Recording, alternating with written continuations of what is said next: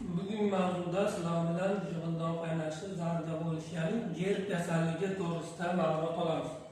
GERD kasalligi nima degan savolga javob berishimiz kerak. GERD kasalligi bu gastroesofagal reflux bolezn. Ya'ni qizil'o'ngach kasalligi bo'lib, birinchi navbatda biz qizil'o'ngachda hamda oshqozonda 12 barmoqli terda anatomiyasini bilib olishimiz kerak.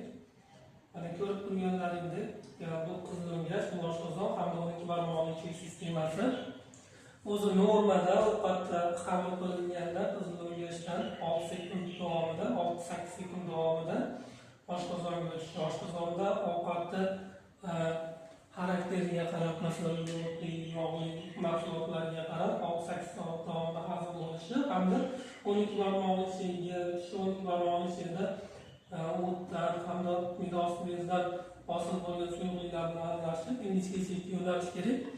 Endi bu gastroesofagal reflux kasalligida shu holat, ya'ni oshqozonda ishlab chiqarilgan laktik kislotalar, pepsinlar hamda o't suyuqliklar, o't kislotalari, midos bezi fermentlari oshqozonga qaytishi, oshqozondagi mahsulotlar qizil'o'ngachga qaytishi yuzaga keladi.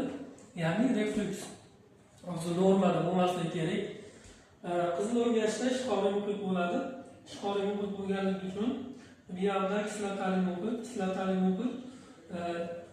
qizil'o'ngachga qaytishi, qizil'o'ngachga mahsulotlar o'tishi hisobiga qizil'o'ngachda distal qismida turli xil yallig'lanish holatlari keltirib chiqariladi. Yallig'lanish holatlari bu qizarishlar bo'lishi mumkin, yo bo'lmasa eroziyalar bo'lishi mumkin, yo bo'lmasa yaralar, refluksning polit, reflux baret degan turli xil kasalliklar keltirib chiqarishi mumkin. Endi buni darajalari qizil reflux esofagitda 4 ta darajasi bor: A, B, C, D. Ya'ni bu distal qizil'o'ngachda distal qismida yallig'lanishni prosesiga qarab turib 4 ta darajasiga bo'linadi. Ya'ni qizil'o'ngach shilliq burmalarini yallig'lanish o'chog'i, eroziyalarga, yaralarga, baret kasalligiga qarab turib 4 ta bosqichga bo'lib o'rganiladi, darajaga bo'linadi, og'irlik darajasiga qarab turib. Endi bu GERD kasalligini keltirib chiqaruvchi sabablar, etiologik omillarni ko'rib o'tib ketishimiz kerak. Etiologik omillari nimalar hisobiga yuzaga keladi? Ya'ni bu etiologiyasi, keltirib chiqaruvchi sabablari. Birinchi sababi, ya'ni turli xil zararli odatlar. Ya'ni zararli odatlar, bu zararli odatlarga ichish, chekish va boshqa holatlar kirib ketadi. Ikkinchi holatimiz qizil'o'ngachda distal qismini bo'shashtiruvchi mahsulotlar ko'p iste'mol qilingan. Ya'ni yog' mahsulotlari, shirinliklar, piyoz mahsulotlari, kofe mahsulotlari, shunga o'xshagan mahsulotlar iste'mol qilinganda qizil'o'ngachda distal qismini bo'shashtirib, kengaytirish holatlari yuzaga kelishi mumkin. Uchinchi holati diafragma churasi. Keyingisi diafragma churasi operatsiyadan keyingi holatlarda yuzaga kelishi mumkin.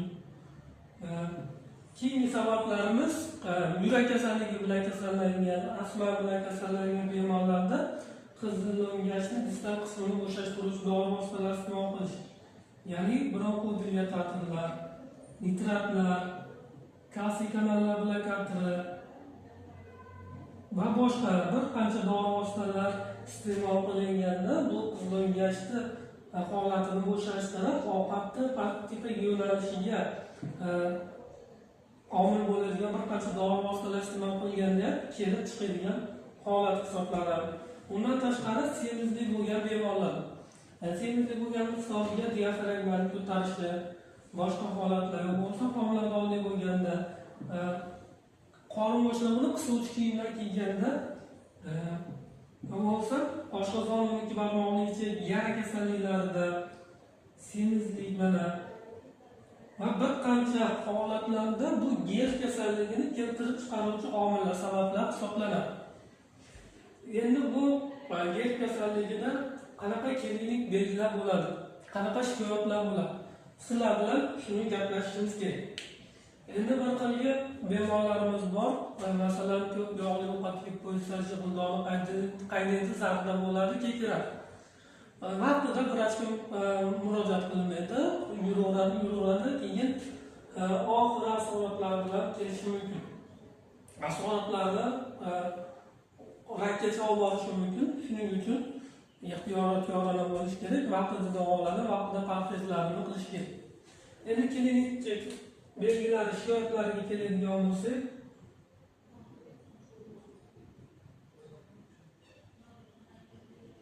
bularda zarda bo'lish, jig'ildon qaynashi, yana to'sh ortida kuyish hissi,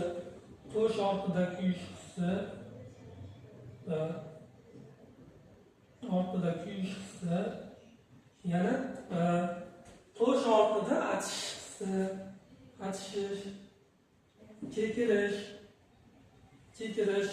Undan tashqari kasallikning og'irlik darajasiga qarab turib, yutilganda, ovqat qabul qilinganda og'riq bo'lishi, ya'ni odinofagiya deyiladi, disfagiya bo'ladi, yutishni buzilishi, ya'ni ovqat moddalari yutolmay qolish holatlari. Shunga o'xshagan bir qancha holatlar klinik belgilar yuzaga keladi. Eng ko'p klinik belgisi u bemorlar shikoyat qiladi, zarda bo'lishiga, jig'ildon qaynashiga. Shu bilan shikoyat qiladi. Bu gerd kasalligini klinik belgilari, shikoyatlar. Endi hammada har xil bo'ladi. Bir xil bemorlarda shikoyatsiz ketishi mumkin, simptomsiz ketishi mumkin. Bir xil bemorlarda yurakka oid belgilar bor. Yurakda og'riq, ko'krak qafasida og'riq, yurak o'ynashi, qayt qilish holatlari, ovqat yedi, qayt qilish holatlari, shunga o'xshagan holatlar bo'lishi mumkin. Yutinganda og'riq, mana yutishni buzilishi, bir qancha klinik belgilarni aytib o'tyapmiz. Endi buni diagnoz qo'yishning asosiy tekshiruv usulimiz bu FGDS hisoblanadi. Undan tashqari pH muhitini tekshirish, boshqa sutkalik nazoratlari ham o'tkazilishi mumkin. Asosiy tekshiruv usuli FGDS. Bu 95-100% holatda aniq diagnostiga qilinadi. Ya'ni ko'z bilan ko'riladi. Bu sohadagi jarayonni videoga olish, undan tashqari rasmga olish, undan tashqari boshqa holatlarni ham amalga oshirish, yo bo'lsa barik bo'ladigan bo'lsa, qanaqadir barik bo'ladigan bo'lsa, bu yerda namuna olish ishlari ham FGDS orqali amalga oshiriladi. Qon ketishlar bo'lsa, qon ketishlarni to'xtatish maqsadida FGDS orqali amalga oshirishimiz mumkin.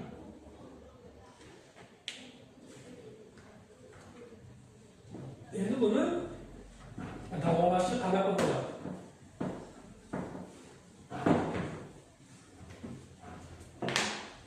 Gerd kasalligini davolash.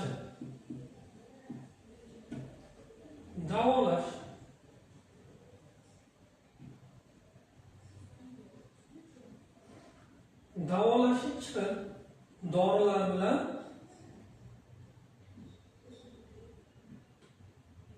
hamda dorilarsiz bo'ladi.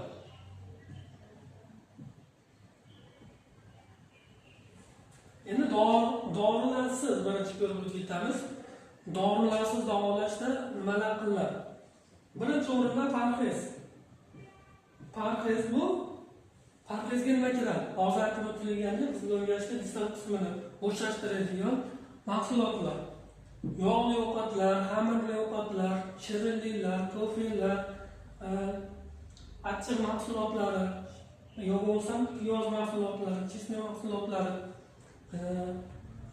qizilgashli distal qismini qo'zg'atadigan, reseptorlarga ta'sir qiladigan mahsulotlarni cheklaymiz, parhez.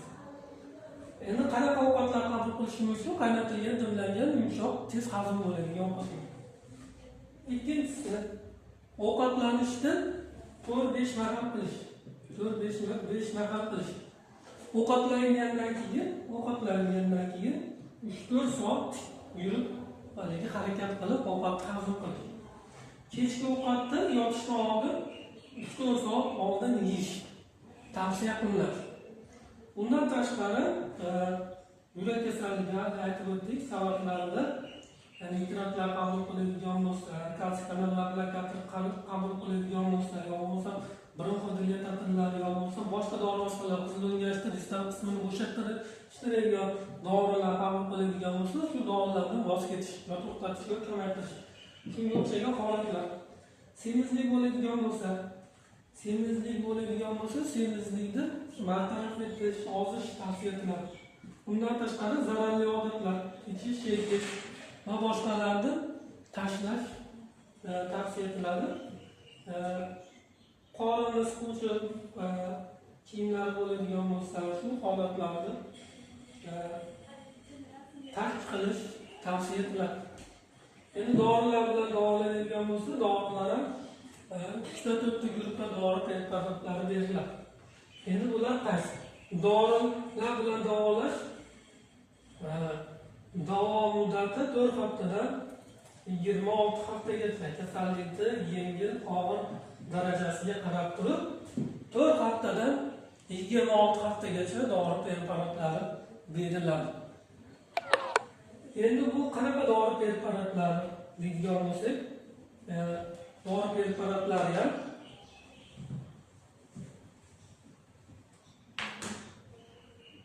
IPP ingibitor proton pompa ingibitorlari, bularga pantoprazol, omeprazol, lansoprazol, yo bo'lmasa rabeprazol.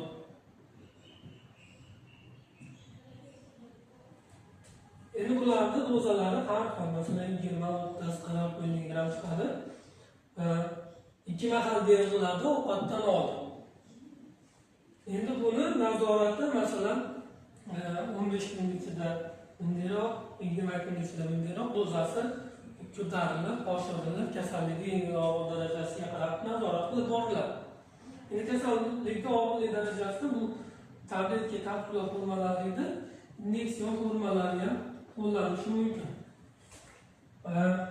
Antalsid dori vositalari.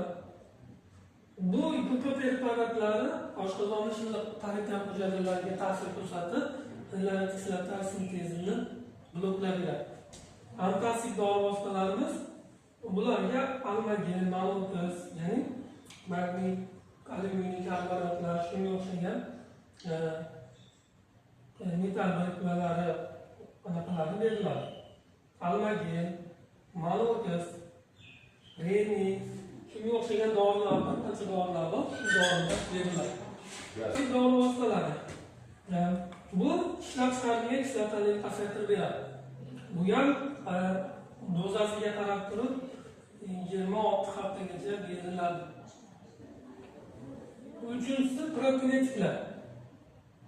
Bu prokinetiklar vazifasi ularga metaklopramid, domperidon, serkan, aldosteron, itoprobid, sizapirid degan dori vositalarimiz keladi. Itoprobid, sizapirid, metaklopramid, domperidon. Endi qisqartirib yozilyapti shu ma'lumotlar. 4-guruh dori vositalarimiz spazmolitiklar. Spazmolitiklar bu dispatalin, shunga o'xshagan dori vositalari beriladi. Endi bularni davomiyligi 4 haftadan 8 haftagacha kasallikning yengil og'irlik darajasiga qarab turib berib boriladi. Endi bular berish davomiyligida kungides tekshiruvi o'tkazib va tekshiruv amalga oshirib nazorat qilib boriladi. Endi bu prokinetiklar ovqatni harakatini tepadan pastga yo'naltirib beradi. Ya'ni qizilgach, oshqozon hamda 12 barmoq ichidagi harakatini pastga yo'naltirib beradi. Prokinetiklar vazifasi. Endi bu oshqozonga ishlatiladigan dori vositalar ko'proq ovqatdan oldin yo bo'lmasa ovqatdan 2 soat keyingi ichish tavsiya etiladi. Bugungi mavzu GERD kasalligi, ya'ni gastroenterofit kasalligi. Shu qisqacha ma'lumotimiz.